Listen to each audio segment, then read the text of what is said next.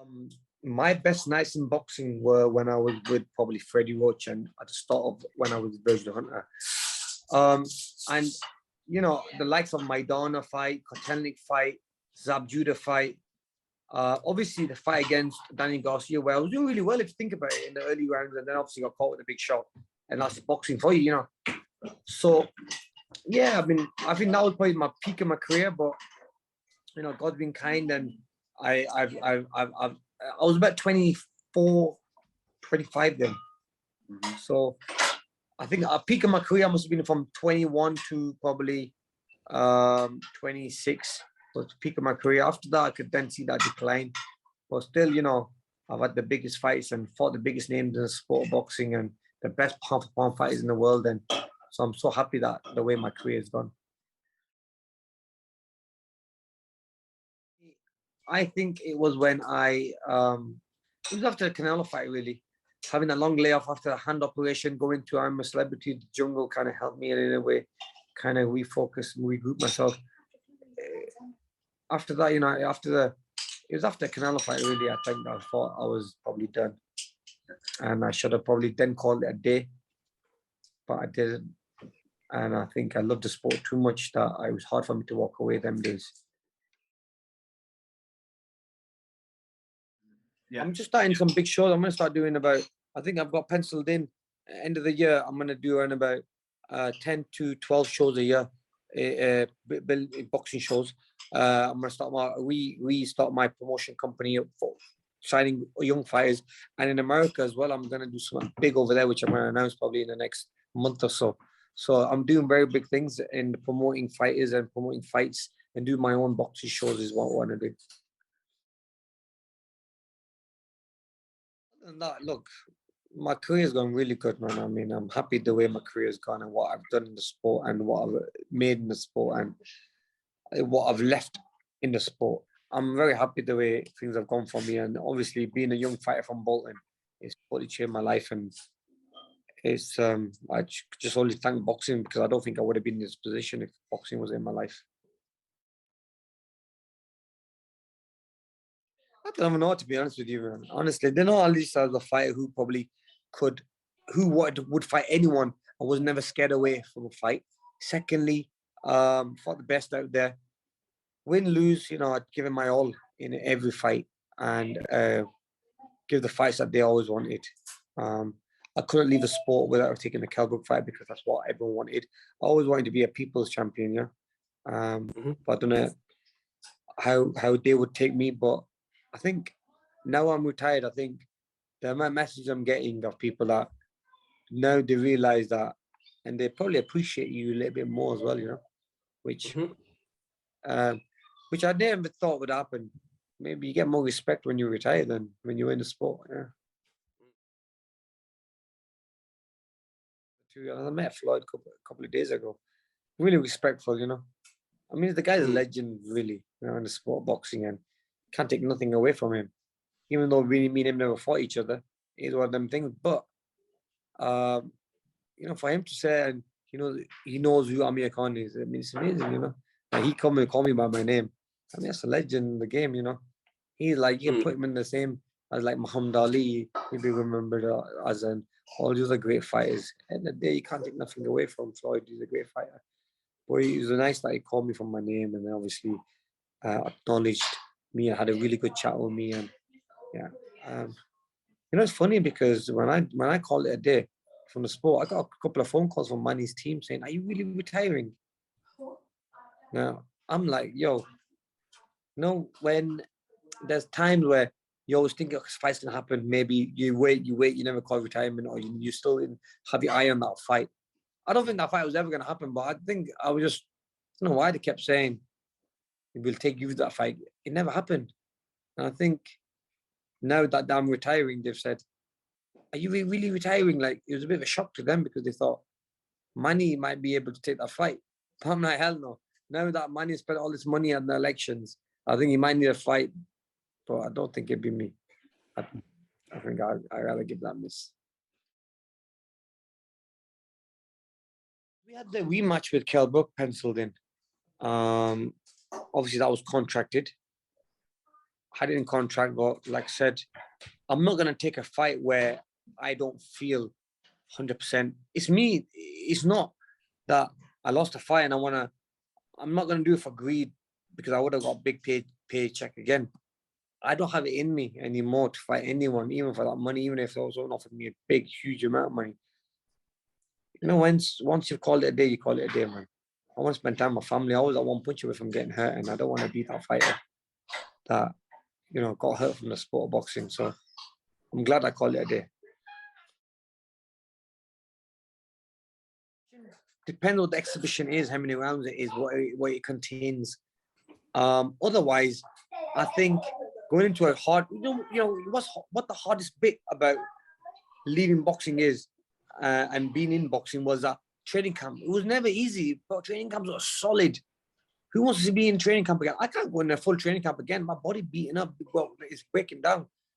But for an exhibition fight, how long do you have to train? A couple of weeks? Maybe 2-3 weeks. I mean, I don't know. It's something that maybe I may consider, but at the moment, like I said, I don't really want to even go into a boxing gym at the moment because I just want to enjoy this retirement. And once I start missing it, maybe start boxing training just to kind of keep the fitness up on, keep my weight down. But other than that, like I said, the love's gone for the sport, man. I'm done with it. My advice to them would be like always train hard and always be the boss. Always believe. How can you not be the boss outside the boxing ring? And when you're in the ring, you try to be the boss. So always be a boss, even be the man in control outside the ring. It means more. Hard. It was hard to start because, like, I remember when I come back from the Olympic Games, walking on the streets of Bolton, everyone knew who I was. To stay focused when everyone knows who you are. I was getting freebies. I was getting everything I wanted to do. I got for free. And imagine that. And then the parties, the women.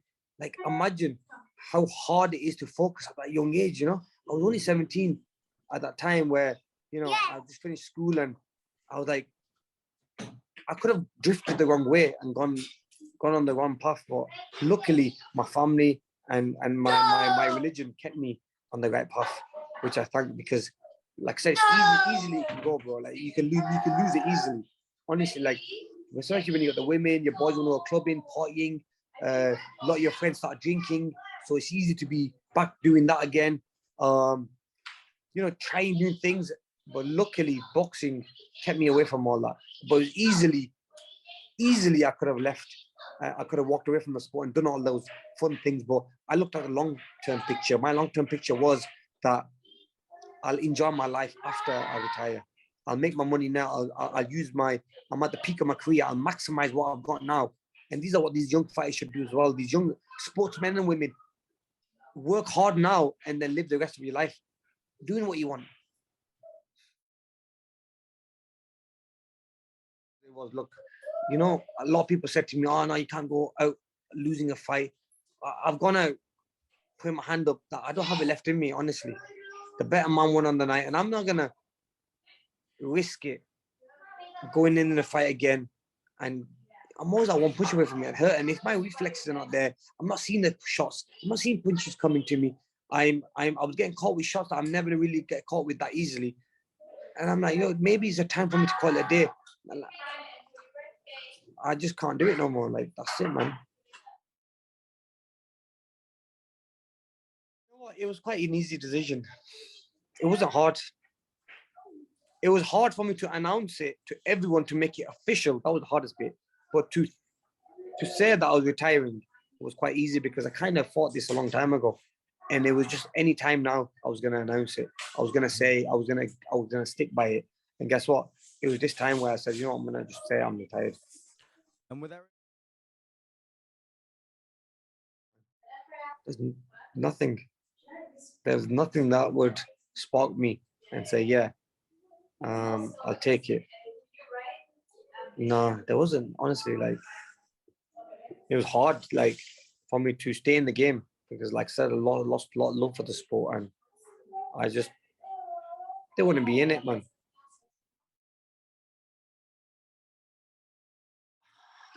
life's too short to kind of you know, dwell over situations like that. So I've always kept it at peace. I've always, whatever happened, I've always said, look, the best man won, the better man won, and I moved on from it.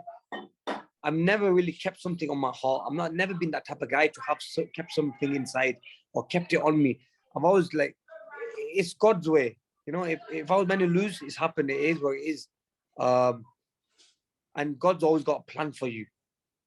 And when I lost those fights against Peterson, and I knew he cheated, I kind of knew that, look, I can do better as well. I need to move on. I need to just forget about that, what's happened, and just carry on as a fighter. You can't dwell over the past, man. And I never did that. Even the KELL BROOK fight now, losing that fight, obviously it hurts, but I can't let it stay with me because it'll torture me. So you have to keep on. You have to move on, and I hope this gives confidence to the other up and coming fighters that don't dwell over fights that have happened that you lost or maybe you didn't do well in. You just move on in life. I think Freddie Roach was in the early stage of Virgil Hunter before he got sick. I think that was probably my best times of my career. Other than that, I think it's hard to say. You know, I've had a great career. All my trainers have been brilliant. Honestly, no disrespect to all of them. They're all good in their own ways, and I loved all of them. Me and Freddie gelled the most, really, because stylistically it was perfect. But all of them, you know, for taking a timer and having so much respect for me. And I think with all the coaches I've ever had, when they never knew how good I was till they trained me. And they were like, wow, you're a really good fighter. And every fight then had the pound for pound thing in their mind that they'll make me a pound for pound champion. Like I said, maybe it was in me. That maybe I couldn't. But every trainer out there probably thought I could make it up there, but it was just that missing thing in me. Probably it was, you know, that had never got me there. The fight against Maidana. I mean, it says it all, you know what I'm saying? And I mean, they fights that people want to see. I mean, the Maidana fight is a 12 round of brutal beating, really. It's a good fight to watch. Even I watch it and think to myself, how the fuck did I stay up? You know, because they were fights that I was like, damn, like bro, they're fights that you don't want. They're the fights that you do not want. That's bad for boxing, for a boxer, sorry, to take that much beating punishment. Because I probably would have been a better fighter if I didn't take that punishment. But they were beating that really stick to you for the rest of your life, man. UK, the next pay-per-view star. I think Conor Benn could make it, definitely. If he gets some big, see, I think Eddie's holding him back a bit too much. Fine, he's calling all these big names that he wants to fight. Myself, KELL, we're done. He needs to go and prove himself against, like when I went and fought Maidana. I went and fought Maidana when no one expected me to win. He needs to do the same thing. He needs to fight someone like these Virgil Ortiz's or beat someone like the young fighter who beat Virgil Ortiz. Not Virgil Ortiz, who just beat the guy from Canelo's, Stevenson, who I heard is moving up a weight. I mean, someone like that, you know, he needs to really beat someone. I mean, look, when I beat Maidana, he had like 31 fights, drawn one, and knocked 30 out. So he needs to prove himself in some of that. I think he could be a very big pay-per-view star. Then you've got AJ, who I think is an amazing pay-per-view star. Fury, in my opinion, one of the best British fighters to come out of Britain, pay-per-view star. Up-and-coming fighters, I think that Zim brothers, amazing talent, man. You know, they're beasts, man. Them two brothers will go far, especially the younger one. Very skillful, very quick, very smart, very classy, and a very dedicated fighter, disciplined fighter. I think he's the one to make it as an Asian fighter up. Like, I'm not spoken to him, but you know what? I'd like to speak to him though. Look, keep it very respectful with him. And it is what it is. You know, at the end of the day, look, we fought each other, but like, yeah, I never hated him. It's business, isn't it? So I want to really like, it'd be nice to see him and maybe shake hands with him and ask him what he did better to win the fight.